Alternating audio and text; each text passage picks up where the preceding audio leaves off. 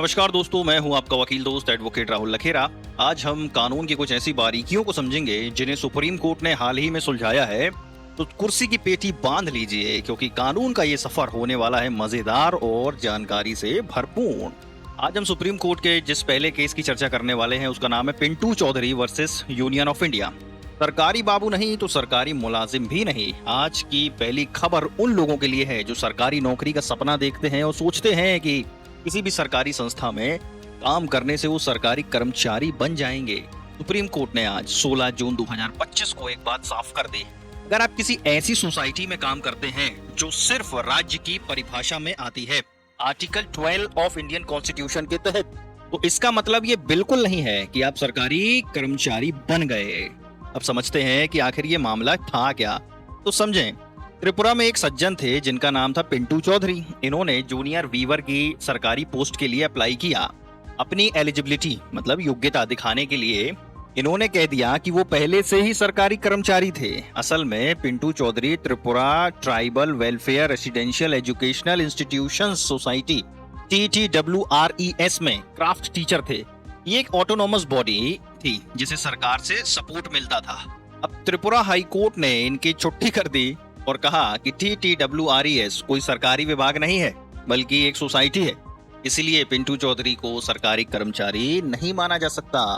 तो समझते हैं कि अब सुप्रीम कोर्ट ने क्या कहा। सुप्रीम कोर्ट ने भी हाई कोर्ट के फैसले को सही ठहराया। जस्टिस उज्जवल भुइयां और जस्टिस मनमोहन की बेंच ने साफ कहा, सिर्फ इसलिए कि कोई सोसाइटी आर्टिकल 12 के तहत राज्य मानी जाती है, इसका ये मतलब नहीं कि वहां काम करने वाला व्यक्ति सरकारी कर्मचारी बन जाए। आर्टिकल 12 को समझते हैं। ये हमारे संविधान का वो अनुच्छेद है जो राज्य की परिभाषा को बताता है। इसमें सरकार, संसद, राज्यों की विधायिकाएं, स्थानीय निकाय जैसे पंचायतें, नगरपालिकाएं और अन्य अथॉरिटीज शामिल हैं। अब सुप्रीम कोर्ट ने समय समय पर PSUs मतलब सार्वजनिक क्षेत्र के उपक्रम, सहकारी समितियों और सरकारी उपक्रमों को भी अन्य अथॉरिटीज के दायरे में माना है, ताकि उनके खिलाफ मौलिक अधिकारों के उल्लंघन के मामलों में कार्रवाई हो सके। लेकिन इसका मतलब ये नहीं है कि उनमें काम करने वाले हर व्यक्ति को सरकारी कर्मचारी मान लिया जाए। अब भैया पिंटू चौधरी का कहना था कि जब उन्हें जूनियर वीवर की पोस्ट मिली तो ये मान लिया गया था कि वो सरकारी कर्मचारी हैं। लेकिन बाद में जांच हुई और पता चला कि TTWRES सरकारी विभाग नहीं था बल्कि एक सोसाइटी थी। कार्मिक और प्रशिक्षण विभाग ने भी इसकी पुष्टि की।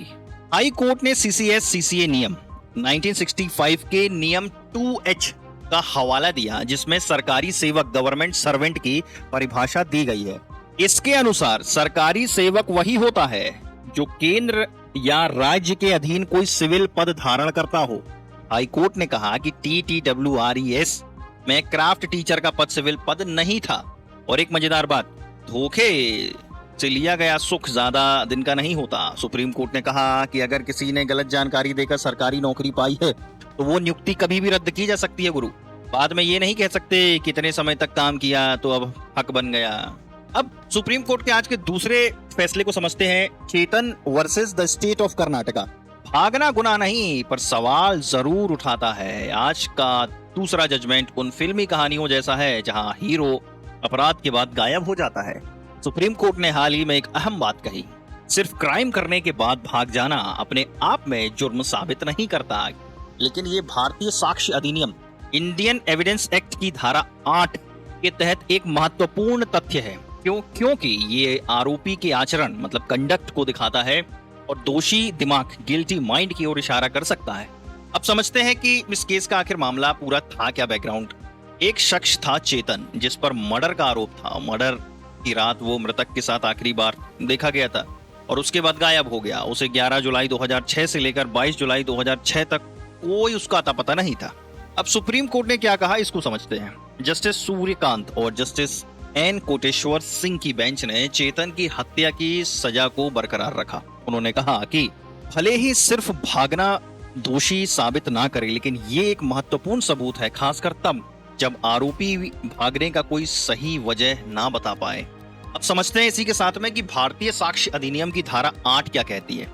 अब ये धारा बताती है कि किसी तथ्य का मकसद मतलब मोटिव, तैयारी मतलब प्रिपरेशन और पूर्व या बाद का आचरण प्रीवियस और सब्सिक्वेंट कंडक्ट प्रासंगिक मतलब रिलेवेंट हो सकता है, यानी किसी अपराध के बाद आरोपी का भाग जाना सबूत के तौर पर देखा जा सकता है। याद रखेंगे ये section 8 of Indian evidence act कहता है।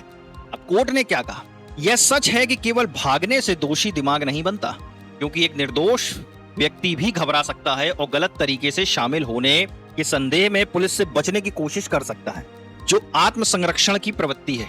लेकिन भागने का कार्य निश्चित रूप से अन्य सबूतों के साथ विचार करने के लिए एक प्रासंगिक सबूत है और भारतीय साक्ष्य अधिनियम 1872 की धारा 8 के तहत एक आचरण है जो उसके दोषी दिमाग की ओर इशारा करता है।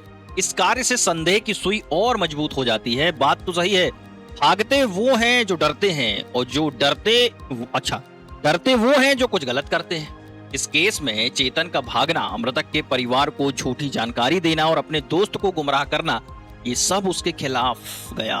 इसके साथ ही हत्या के हथियार मतलब जो गन थी, बंदूक की बरामदगी और फॉरेंसिक सबूतों ने भी उसके गुनाह की ओर इशारा किया। अब तीसरे केस को समझते हैं, सुल्तान सईद इब्राहिम वर्सेस प्रकाशन एंड अदर्स। एक बार बात खत्म तो बार बार क्या उठाना, रेस जुडिकाटा का सिद्धांत। तीसरा जजमेंट हमें एक महत्वपूर्ण कानूनी सिद्धांत की याद दिलाता है, रेस जुडिकाटा। सुप्रीम कोर्ट ने हाल ही में कहा कि यह सिद्धांत सिर्फ अलग अलग मामलों पर ही नहीं बल्कि एक ही मामले की अलग अलग स्टेज पर भी लागू हो सकता है। अब इसको ध्यान से समझिएगा। अब समझते हैं ये मामला क्या था।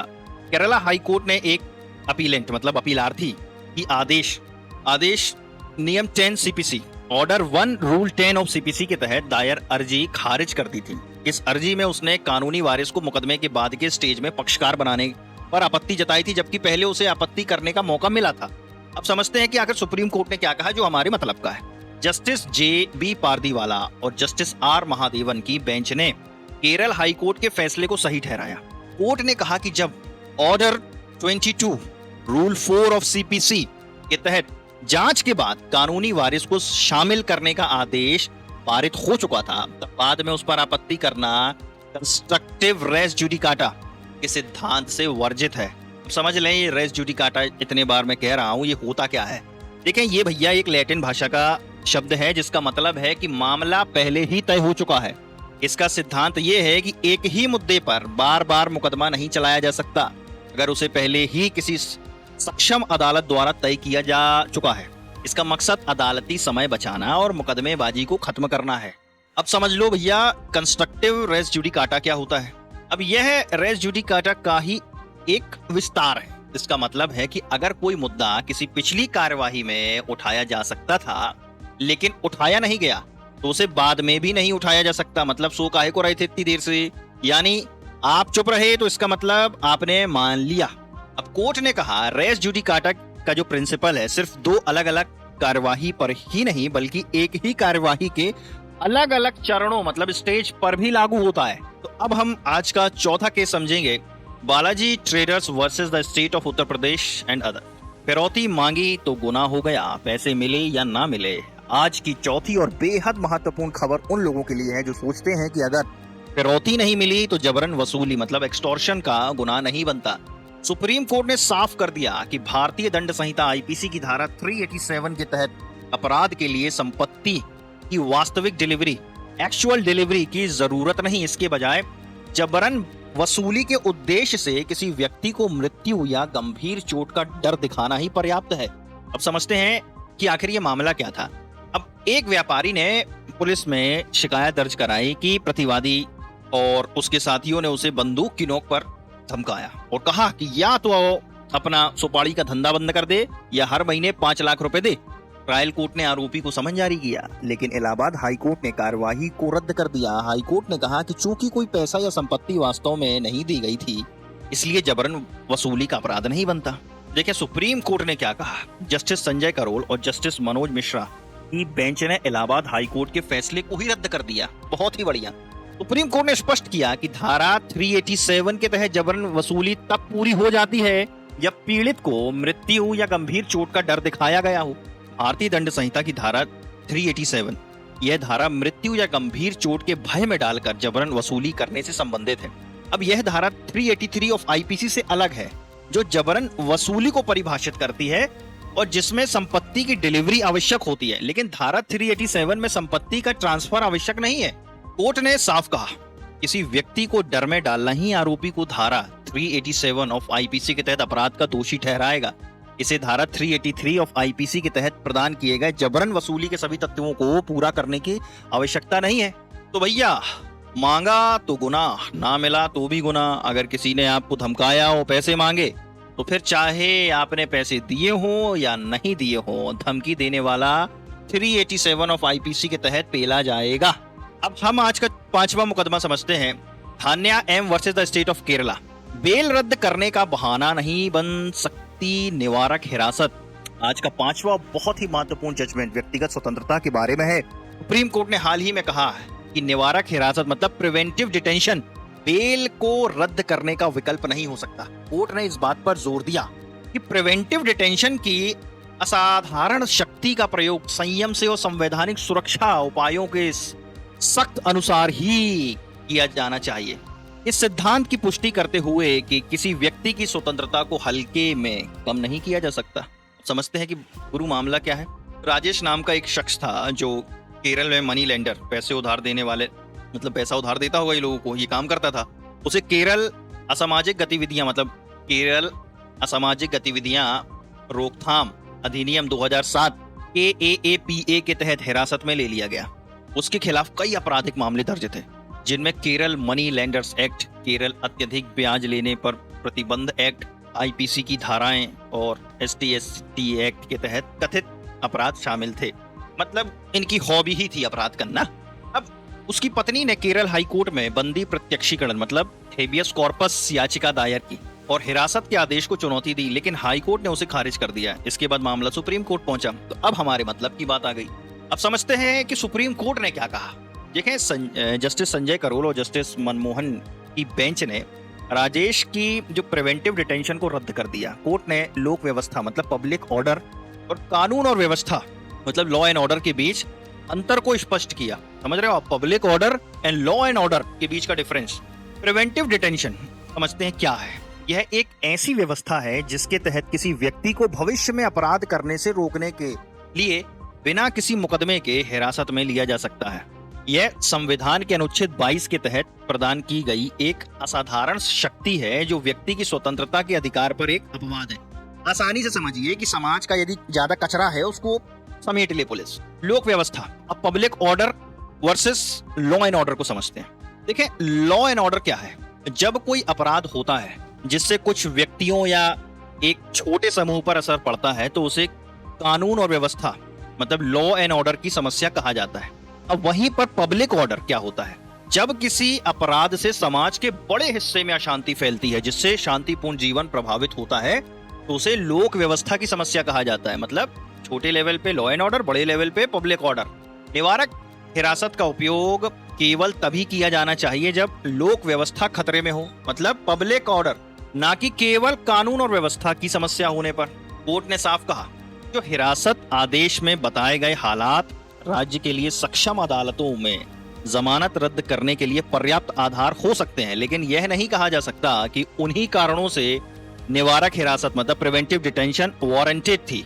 कोर्ट ने कई पिछले फैसलों का भी हवाला दिया और इस बात पर जोर दिया कि प्रिवेंटिव डिटेंशन एक असाधारण उपाय है और इसका इस्तेमाल बहुत ही दुर्लभ मामलों में किया जाना चाहिए। अगर कोई व्यक्ति बेल पर है और उसके खिलाफ कोई नया अपराध नहीं हुआ तो सरकार को उसकी बेल रद्द करने के लिए कोर्ट में जाना चाहिए, ना कि सीधे प्रिवेंटिव डिटेंशन में लेना चाहिए। बेल पर रहने वाले आरोपी के पंख काटने के लिए प्रिवेंटिव डिटेंशन कानून का इस्तेमाल नहीं किया जाना चाहिए। क्या बात है, सुप्रीम कोर्ट ने ये बात तो एकदम एक तीर से दो शिकार वाली कर दी। अगला केस समझते हैं, Vaibhav versus the state of Maharashtra. लाश छुपाना गुनाह पर हत्या का सबूत नहीं। आज का आखिरी जजमेंट हमें एक बार फिर याद दिलाता है कि केवल मौके से लाश को छुपाना या सबूत मिटाना अपने आप में हत्या का पुख्ता सबूत नहीं हो सकता। सुप्रीम कोर्ट ने हाल ही में एक छात्र को हत्या के मामले में बरी कर दिया क्योंकि अभियोजन पक्ष मतलब प्रोसिक्यूशन संदेह से परे मतलब बियॉन्ड रीजनेबल डाउट हत्या को साबित करने के लिए परिस्थितियों की पूरी और ठोस श्रृंखला चेन ऑफ सर्कमस्टेंशियल एविडेंस स्थापित करने में विफल रहा। समझते हैं क्या था मामला। वैभव नाम का एक छात्र अपने दोस्त मंगेश के साथ था। मंगेश की मौत वैभव के घर पर उसके पुलिस अधिकारी पिता की लाइसेंसी पिस्टल से गोली लगने से हो गई। अभियोजन पक्ष का आरोप था कि वैभव ने मंगेश की हत्या की। वैभव का बचाव ये था कि मंगेश ने गलती से खुद को गोली मार ली जब वह पिस्टल को संभाल रहा था। ट्रायल कोर्ट और हाई कोर्ट ने वैभव को दोषी ठहराया। अब सुप्रीम कोर्ट ने क्या कहा इस बात को समझते हैं। Justice BV. नागरत्ना और जस्टिस एस.सी. शर्मा की बेंच ने वैभव की हत्या की सजा को रद्द कर दिया। कोर्ट ने साफ कहा कि सिर्फ इस आधार पर कि किसी को दोषी नहीं ठहराया जा सकता कि वह कुछ परिस्थितियों को समझाने में असमर्थ था। अगर प्रोसिक्यूशन अपना प्राथमिक बोझ प्राइमरी बर्डन साबित करने में विफल रहता है तो मेरे दोस्तों, भारतीय साक्ष्य अधिनियम की धारा 8 इस मामले में भी इसका जिक्र हुआ, क्योंकि अभियोजन पक्ष ने वैभव के बाद के आचरण पर बहुत जोर दिया था, जैसे लाश को हटाना, खून के धब्बे साफ करना, मंगेश के पिता से पूछताछ का नाटक करना। लेकिन सुप्रीम कोर्ट ने साफ कहा कि प्रोसिक्यूशन यह एक महत्वपूर्ण तथ्य स्थापित करने में विफल रहा। गोली किसने चलाई, इस तथ्य को स्थापित किए बिना केवल घटना के बाद के आचरण के आधार पर आरोपी के दोषी होने का अनुमान नहीं लगाया जा सकता। कोर्ट ने कहा कि एक युवा लड़का जिसका कोई आपराधिक बैकग्राउंड नहीं था और कोई मकसद भी नहीं दिख रहा, अपने दोस्त को अपने ही घर में अपने पिता की पिस्टल से गलती से खुद को गोली मारते देखकर डर सकता है। खून साफ करना और चीजों को छुपाना भले ही कानून के तहत दंडनीय हो, यानी धारा 201 आईपीसी के तहत सबूत मिटाने का अपराध, लेकिन ये अपने आप में हत्या का दोषी ठहराने के लिए पर्याप्त नहीं है जब तक कि कोई अतिरिक्त सबूत ना हो। ये तो वही बात हो गई, डर के आगे जीत है पर गुनाह से दूरी बेहतर।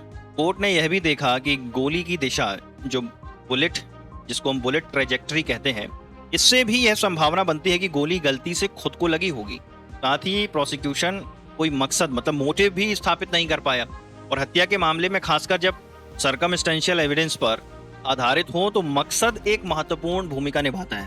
हालांकि कोर्ट ने वैभव को धारा 201 ऑफ आईपीसी के तहत दोषी ठहराया और उसकी सजा को उसने जितनी अवधि जेल में काटी थी उतनी ही कर दी। तो दोस्तों, आज हमने सुप्रीम कोर्ट के कुछ ऐसे फैसलों को समझा जो ना सिर्फ हमें कानून की गहरी समझ देते हैं बल्कि रोजमर्रा की जिंदगी में भी बहुत काम आते हैं। मुझे उम्मीद है कि आपको यह वीडियो पसंद आया होगा और आपने कानून की इस बारीकियों को मजेदार तरीके से समझा होगा।